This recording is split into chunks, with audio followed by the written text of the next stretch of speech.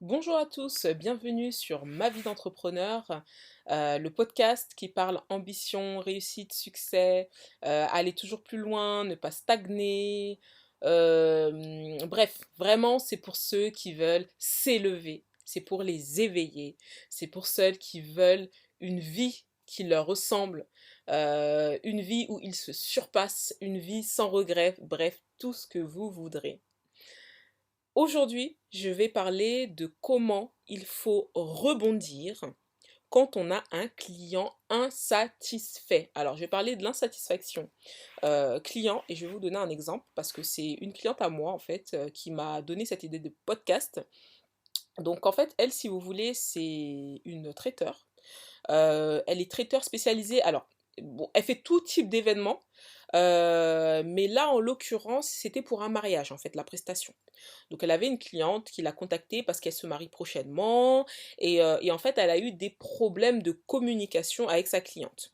Donc, pour vous expliquer un peu, d'après ce qu'elle m'a raconté, c'est une cliente qui, au début, voilà, elle s'est montrée très intéressée. Ensuite, quand il fallait faire des virements, c'était oui, est-ce que je peux payer en plusieurs fois, blablabla. J'ai quelques petits soucis financiers. Ensuite, après, finalement, la date du mariage est décalée. Ensuite, après, finalement, elle a failli annuler la date de mariage parce qu'elle a eu des problèmes personnels qui ont fait que elle a failli, bah, du coup, tout simplement abandonner son mariage. Et donc, en fait, ma cliente m'a fait comprendre qu'elle s'est un peu emmêlé les pinceaux avec cette femme. La communication a donc été très difficile. Et en fait, si vous voulez, le dernier versement qu'elle aurait dû lui faire, elle l'a fait vraiment presque au dernier moment. Le mariage avait lieu le samedi, elle lui a fait le dernier versement le jeudi.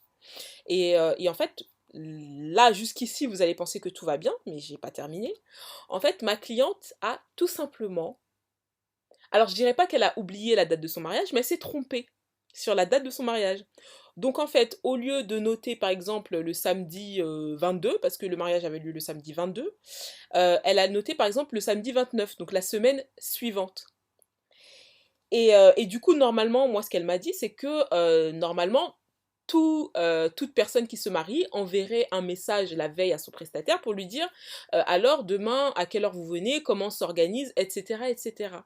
Et apparemment, elle ne lui a rien envoyé. Et en fait, ma cliente a reçu un message le jour du mariage à 22 heures. Vous êtes où?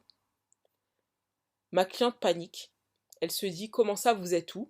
Bah oui, je vous attends au mariage, etc. Panique à bord, ma cliente commence à faire tous les restaurants, parce qu'en plus il était 22 heures, donc forcément vous imaginez que tous les magasins sont fermés. Donc elle court après tous les restaurants pour essayer de prendre des produits par-ci par-là, donc forcément ça lui coûte une blinde, peut-être même 3 fois plus que ce qu'elle aurait dû payer en temps normal. Donc elle est carrément hors budget, finalement la rentabilité bah, forcément n'y est plus. Elle contacte ses équipes à la dernière minute, venez, etc. Elles essayent de faire vraiment un repas comme on peut, etc. en mode vraiment dernière minute. Elle se rend au mariage, et là, c'est la catastrophe, parce que forcément, ben, ce qu'elle a préparé, ça n'a absolument rien à voir avec ce sur quoi il s'était mis d'accord, enfin, tout simplement ce qu'elle avait signé sur le contrat.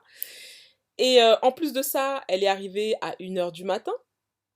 Donc, comment vous dire que les mariés étaient énervés, la famille était énervée.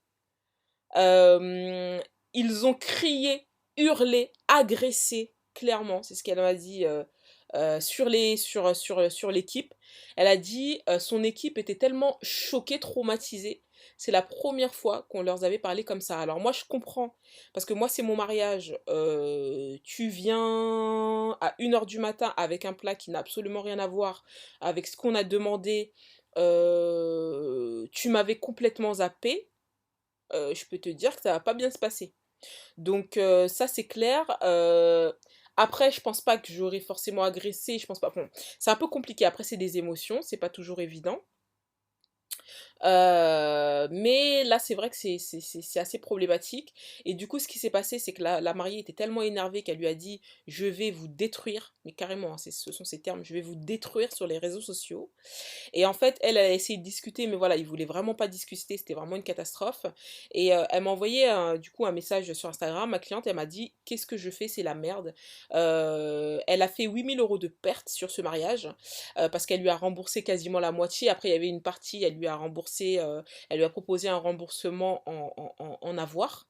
Donc voilà, mais c'est vrai que la cliente, elle était tellement fâchée, mais en même temps, elle pouvait pas lui rembourser tout parce qu'elle était tellement en perte internationale sur ce mariage-là, que du coup, bah forcément, elle pouvait pas non plus tout lui rembourser jusqu'au dernier centime, mais elle a essayé de rembourser vraiment plus que la moitié, et puis faire le reste en avoir, comme je vous dis. Donc voilà, donc moi, elle est venue me voir, elle m'a envoyé un message, elle m'a dit, bah du coup, comment je réagis face à ça, qu'est-ce que je fais? Parce que moi, je peux pas me faire détruire sur les réseaux sociaux, qu'est-ce que je dis? Comment je peux justifier tout ça? Parce que derrière, quelqu'un qui voit, elle a carrément zappé mon mariage, elle est même pas venue, ou elle est venue certes, mais parce que je lui ai envoyé un message, parce que sinon elle aurait pas été là. Vous imaginez bien que vous êtes traiteur événementiel, un client qui voit ça, il a pas très envie de vous contacter. Donc du coup forcément, donc après moi je lui ai tout simplement conseillé de faire en sorte de rattraper le coup, de rembourser comme elle peut la cliente, de faire des avances, voilà, de négocier commercialement parlant, en lui proposant voilà des remboursements. En plus moi je lui avais proposé 30% parce que c'est vrai que comme on est en perte, mais là elle a remboursé carrément plus de la moitié. Voilà, moi je lui avais aussi proposé dans un cas comme ça, si jamais elle la détruisait d'après ses termes sur les réseaux sociaux, de faire par exemple une vidéo en expliquant la situation, en donnant et en expliquant sa version des faits, parce qu'il faut pas oublier quand même, c'était une personne apparemment, c'était très compliqué de communiquer. Un coup le mariage va avoir lieu, un coup on annule le mariage, un coup je te fais un virement, un coup je te fais plus le virement. Donc je peux comprendre que elle a dû s'en mêler et les pinceaux, mais vraiment très gravement. Donc moi j'aurais expliqué vraiment la situation et j'aurais dit que voilà, moi ça fait un moment que j'exerce, ça s'est toujours très bien passé avec mes clients, en témoignent mes avis sur les réseaux sociaux, en témoigne mon travail que vous pouvez voir sur les réseaux sociaux. Mais là, vraiment, c'était compliqué. Moi, voilà, je vais pas non plus dire du mal de la cliente, mais je vais expliquer que si elle me détruit, voilà, c'était vraiment pas totalement de mon fait, et que là, vraiment, il y avait eu un problème de communication, et que du coup, moi, voici ce que je vais mettre en place prochaine fois pour que ça ne se reproduise plus. Moi, j'aurais été, moi, quelqu'un qui me détruit sur les réseaux sociaux, je fais une vidéo et j'explique ma version des faits, j'explique clairement, ouvertement. Voilà, après, moi, c'est vrai que je suis pas quelqu'un, même quand ça se passe mal avec un prestataire, je vais pas le détruire, à moins que ce soit un prestataire qui m'a arnaqué. Dans le cas d'une arnaque, oui, je vais te détruire, mais quelqu'un qui explique que quand même j'ai aussi ma part de responsabilité, et qu'en plus de ça, il n'était pas de mauvaise foi parce que il me propose un remboursement, parce qu'il me propose ceci, cela, et je vois qu'il essaye. En plus de ça, moi, il m'a expliqué, elle m'a dit, en plus de ça, la cliente, je me suis quand même rendue au mariage, j'aurais pu dire, mais non, c'était pas cette date, moi j'ai pas cette date, madame, je comprends pas. Et pourtant, non, je me suis débrouillée, j'ai appelé mes équipes, je suis allée dans tous les restaurants, je me suis débrouillée pour cuisiner, je suis allée sur place, etc., etc. Voilà, moi j'aurais montré quand même que je suis personne de bonne foi, et dans un cas comme ça, moi en tant que cliente, je peux pas te détruire sur les réseaux sociaux, c'est pas, même humainement parlant, pourquoi je vais faire ça? Pourquoi je vais détruire ton business alors que je vois bien que tu essaies de te rattraper, je vois bien que tu essaies de faire le maximum. Voilà, il y a un moment donné, on est des humains, donc voilà. Maintenant, c'est clair que dans un cas comme ça, voilà, faut faire un remboursement. Si jamais la fille elle est vraiment pas contente, elle détruit sur les réseaux sociaux, bah, dans ce cas-là, vraiment donner sa version des faits. Et dans des cas un peu moins graves que celui-ci, que ce que je viens de vous exposer, une personne vous met un mauvais avis sur les réseaux sociaux, répondez. Répondez, donnez votre version des faits. Il ne faut pas vous dire que les gens, dès que vous avez des mauvais avis, ils vont vous fuir. C'est faux. C'est normal d'avoir des mauvais avis sur un produit. Je veux dire, ça n'existe pas des clients 100% satisfaits. Alors oui, ça peut exister, mais enfin, je veux dire, bon, il peut y avoir quand même un pourcentage. Les gens savent qu'il y a des gens qui sont pas satisfaits et que c'est normal d'avoir des mauvais retours, donc c'est pas très grave. Mais vous, faut montrer que derrière, vous êtes capable de faire des gestes commerciaux, vous êtes capable de montrer que vous voulez vraiment vous rattraper, etc.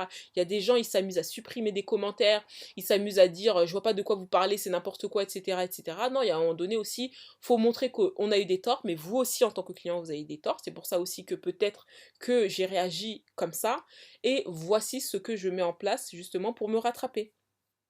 Donc voilà. Donc vraiment la relation client c'est très important. Tout ce qui va être aussi questionnaire de satisfaction, c'est vraiment très important. Envoyez quand même des questionnaires de satisfaction. Améliorez-vous. Soyez capable aussi dans votre communication de donner des chiffres en termes de satisfaction de vos clients, parce que là aussi ça joue, les chiffres c'est vraiment important, que ce soit en termes de nombre de clients satisfaits, que ce soit en termes de nombre de clients qui vous ont fait confiance, que ce soit en termes de peut-être de rapidité ou peut-être du produit, par exemple, je sais pas, l'efficacité de produit se voit au bout de 24 heures, etc. Bref, tout ce qui est chiffré un petit peu, les clients aiment ça et ça participe vraiment à la conversion. Donc n'hésitez pas à apporter des chiffres, à apporter des faits. N'hésitez pas à partager aussi quand vous faites des événements, qu'on voit vos équipes, qu'on voit votre travail, parce que tout ça, ça joue, les gens ont besoin de voir. Et puis ça montre aussi que vous avez de la clientèle et qu'il y a des gens qui vous font confiance. Donc forcément, ça donne beaucoup plus facilement envie de vous contacter, donc ça c'est très important. Communiquez sur les réseaux sociaux, montrez-vous, ne vous cachez pas parce que ça joue sur la confiance. Je ne dis pas que vous n'allez pas vendre si on ne vous voit pas, mais je dis que vous allez vendre plus si on vous voit. Donc voilà, n'hésitez pas à commenter ce podcast, à le partager, à dire ce que vous en pensez. Qu'est-ce que vous aurez fait vous, si vous étiez à sa place en tant qu'entrepreneur. J'espère que ce podcast vous aura été utile, vous aura apporté des informations. En tous les cas, je vous dis à très bientôt au prochain podcast. C'était Tendresse de Ma vie d'entrepreneur, accompagnement à la création et au développement d'entreprise, formation et accompagnement individuel éligible au CPF. À la prochaine.